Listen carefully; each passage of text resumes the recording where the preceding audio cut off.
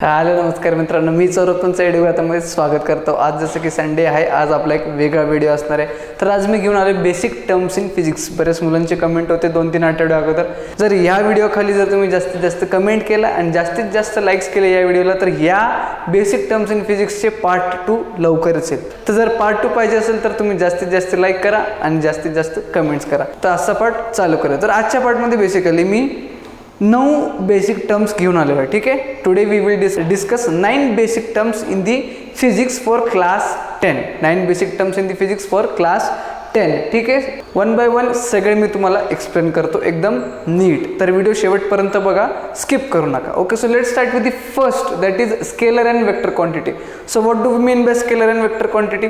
बरेच मुलांना माहिती नसेल, पण आत्तापर्यंत तुम्हाला कळलं पाहिजे होतं स्केलर क्वांटिटी काय असते आणि वेक्टर क्वांटिटी काय असते। Okay, so basically scalar quantities are those quantities which are described by only magnitude. Scalar quantity are those quantity which are describe with the help of only magnitude. Scalar quantity असे quantities आहेत ज्यांना describe करताना फक्त magnitude हा एक महत्त्वाचा term असतो। ठीक आहे, whereas vector quantity are those quantity which are describe with the help of magnitude and direction always. Vector quantity अशी क्वांटिटीज आहेत जे डिस्क्राइब केले जातात विथ दी हेल्प ऑफ, कोणाच्या हेल्प ऑफ? मॅग्निट्यूड आणि डायरेक्शन। मॅग्निट्यूड आणि डायरेक्शन जर दोन्ही लागत असतील तर ते वेक्टर क्वांटिटी असतील, आणि फक्त जर मॅग्निट्यूड लागत असेल तर ते असणार आहे स्केलर क्वांटिटी। ठीक आहे, so some of the example for scalar quantity are temperature, density, ठीक आहे, स्पीड, डिस्टन्स, हे सगळे काय तुमचे scalar quantity. Why scalar quantity? ह्याच्यात फक्त मॅग्निट्यूडशी घेणं देणं, आपल्याला डायरेक्शनचं काहीही घेणं देणं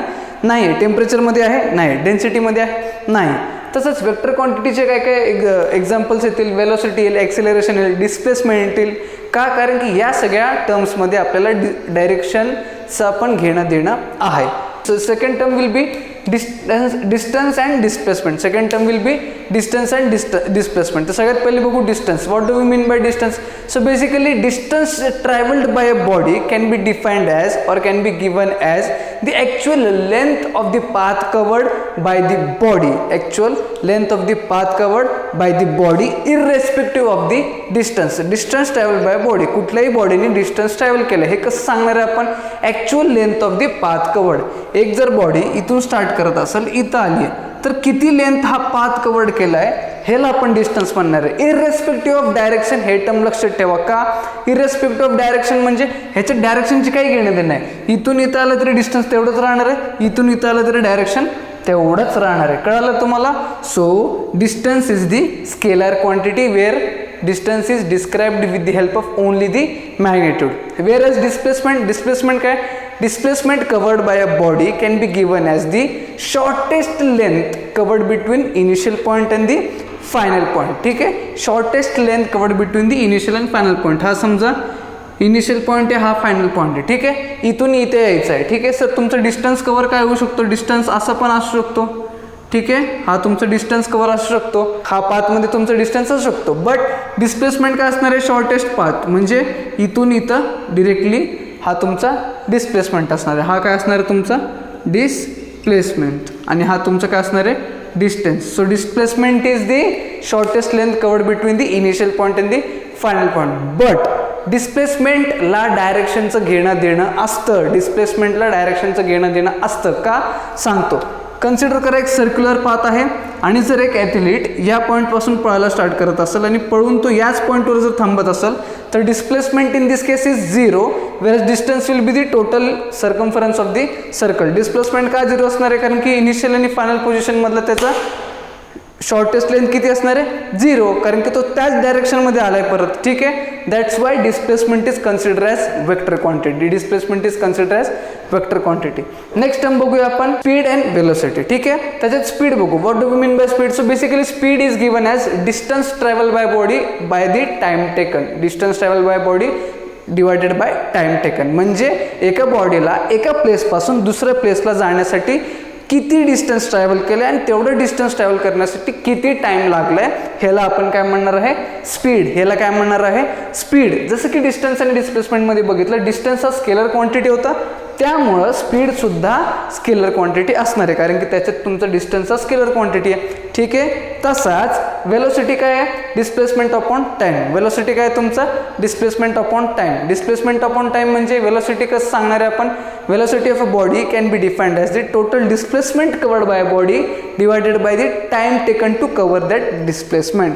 आणि डिस्प्लेसमेंट जसं की तुमचा वेक्टर क्वांटिटी आहे, सो वेलोसिटी सुद्धा तुमचा वेक्टर क्वांटिटी असणार आहे, ज्याला डिस्प्लेसमेंट असं ज्याला डायरेक्शन आणि मॅग्निट्यूड दोन्हीशी घेणं देणं आहे. इथं मी सांगायचं विसरलो, डिस्टन्स आणि डिस्प्लेसमेंटचा SI युनिट मीटर आहे. स्पीड अँड वेलोसिटीचा SI युनिट तुमचा मीटर पर सेकंड आहे. काय आहे? मीटर पर सेकंड आहे. ठीक आहे. त्याच्यानंतर बघू acceleration. So basically acceleration is given as rate of change on velocity divided by time taken. Change in velocity upon time taken. Change in velocity म्हणजे velocity जी change होते डिवायडेड बाय टाइम टेकन. आता तुम्ही acceleration 3 पार्टमध्ये बघाल, uniform acceleration, non uniform acceleration आणि deceleration किंवा negative acceleration. Uniform acceleration म्हणजे जे चेंज इन वेलोसिटी आहे ते युनिफॉर्म आहे. ठीक आहे. युनिफॉर्मली चेंज होते. ठीक आहे. युनिफॉर्म ॲक्सिलरेशन म्हणजे कसं? वेलोसिटी युनिफॉर्मली चेंज होते विथ रिस्पेक्ट टू टाइम. ठीक आहे. वेलोसिटी पण चेंज होते, तसंच टाइम पण चेंज होते. ठीक आहे. आणि नॉन युनिफॉर्म वेलोसिटी काय असणार आहे? Change in velocities non uniform. कधी जास्त वेलोसिटी आहे, कधी कमी आहे, परत कधी जास्त आहे तर परत कधी कमी आहे. तर तुम्हाला आणि नेगेटिव्ह ॲक्सिलरेशन. थर्ड कुठला टर्म होता? Negative acceleration. नेगेटिव्ह ॲक्सिलरेशन म्हणजे तुम्ही जेव्हा गाडीला ब्रेक्स मारता, ब्रेक्स मारल्यावर काय होतं? गाडीचा स्पीड डिक्रीज होतो. गाडीचा स्पीड काय होतो? डिक्रीज होतो. गाडी थांबते. ठीक आहे. गाडी एका स्पीडपासून 0ला येते, त्याला आपण निगेटिव्ह ॲक्सिलरेशन म्हणणार आहे. Where change in velocity is decreasing which is negative. ठीक आहे. त्याला आपण म्हणून निगेटिव्ह ॲक्सिलरेशन म्हणतो. कळलं इथपर्यंत? SI unit of acceleration is metre per second square. SI unit of acceleration is metre per second square. त्यानंतर बघू gravitational force. So basically gravitational force is considered the force between any two objects taken into the consideration. Gravitational force हा कुठल्याही 2 ऑब्जेक्ट्समधला force आहे ज्यांना आपण कन्सिडरेशनमध्ये घेऊ. कुठलाही 2 म्हणजे कुठला? सगळ्यात उत्तम एक्झाम्पल, हा मार्कर एक ऑब्जेक्ट आहे आणि माझी फ्लोरिंग, जी फ्लोरिंग ज्याच्यावर मी थांबलो ते दुसरं ऑब्जेक्ट आहे. जर मी या मार्करला सोडलं, मार्कर खाली पडला. का खाली पडला? कारण की ग्रॅव्हिटेशनल फोर्स त्याच्यावरती ॲक्ट होत आहे. That is force between any two objects. Force between any two objects. कळलं तुम्हाला? ग्रॅव्हिटेशनल फोर्स एक्सप्रेशन कसं आहे? Gravitational force F is directly proportional to product of the 2 masses divided by distance between them. जर M1 M2 तुम्ही 2 masses पकडत असाल, त्यांच्यामधलं distance जर R असेल तर F is given as F is directly proportional to M1 into M2 upon R square. M1 into M2 upon R square. R is distance between them. Proportionality sign काढल्यावर तुम्हाला येणार value G, constant येणार G, gravitational constant. ठीक आहे. So F gravitational force is G M1 M2 upon R square.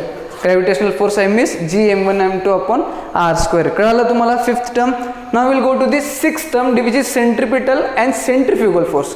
So the force acting on a body which is moving in the circular path and directed toward the center of that circular path is called as centripetal force. म्हणजे एक object आहे, या circular पाथमध्ये जर तो object move करतोय, ठीक आहे, या सर्क्युलर ऑब्जेक्ट पाथमध्ये जर तो ऑब्जेक्ट मूव्ह करतोय, तर या ऑब्जेक्टवरती आतल्या डायरेक्शनमध्ये एक फोर्स लागणार आहे towards the centre around which the object is revolving.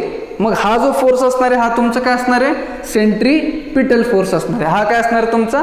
Centripetal force असणार आहे. सेंट्रीपिटल फोर्स, सेंट्रीपिटल CP लिहितो याला मी. ठीक आहे. आणि तेच centrifugal force if the force acting on the body which is moving in the circular path away from the centre, away from the centre of the circular path. म्हणजेच एक force जो away from the circular, म्हणजे जसं centrifugal force, centripetal फोर्समध्ये force आत लागत होता, तसंच centrifugal force हा त्या बॉडीवर बाहेरच्या डायरेक्शनवर लागणार. कुठं? बाहेरच्या direction, away from the centre, बाहेरच्या डायरेक्शनमध्ये लागणार. कळालं तुम्हाला? ओके. सो सेंट्रिपिटल आणि सेंट्रिफ्युगल फोर्स कसे दिले जातात? F is equals to mv square upon R. F is equals to mv square upon R. कसं आलं जर नसेल माहिती, ग्रॅव्हिटेशन या चॅप्टरमध्ये मी याचं डेरिव्हेशन केलं, तिथे जाऊन तुम्ही बघू शकता. नेक्स्ट टर्म आहे kinetic energy and potential energy. Next term काय तुमचा? Kinetic energy and potential energy. So basically kinetic energy कुठली एनर्जी आहे? The energy which body possess, the energy which body possess due to virtue of its motion, due to virtue of its motion. म्हणजे अशी energy जी बॉडीमध्ये येते, create होते, कशामुळं? त्याच्या मोशनमुळं create होते. कशामुळं क्रिएट होते?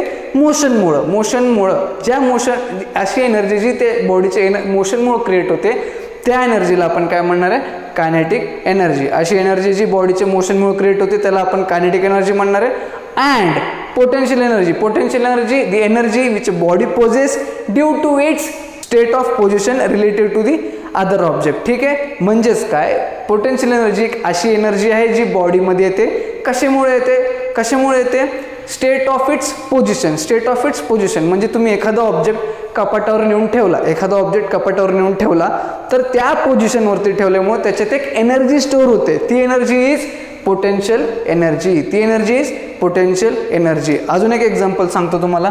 समजा एक छोटासा हिल आहे, एक व्हेकल आहे जिथून वरती जाते. ठीक आहे, इकडं आले आणि इथून परत खाली येते. ठीक आहे, आता जेव्हा ही व्हेकल वरती चढणार आहे तर ते खूप लॉट ऑफ एनर्जी लॉस करणार आहे. जेव्हा ती व्हेकल या टॉपवरती येईल आणि थोड्या वेळासाठी रेस्टसाठी येईल, थोड्या वेळासाठी रेस्ट कंडिशनवर येईल, सो या व्हेकलमध्ये एक एनर्जी स्टोअर होणार आहे. ती एनर्जी इज पोटेन्शियल एनर्जी. ठीक आहे, ती एनर्जी इज पोटेन्शियल एनर्जी.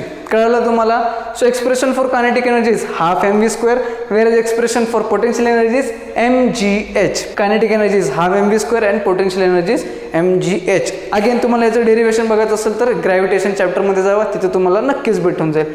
त्यानंतर आपण बघू momentum. So basically momentum is product of mass into velocity. Momentum is product of mass into velocity. Momentum p is given as mass m into velocity. ठीक आहे, momentum is a quantity of motion. म्हणजे momentum हा मोशनची quantity. कशाची quantity आहे? मोशनची quantity. हे मात्र लक्षात ठेवा.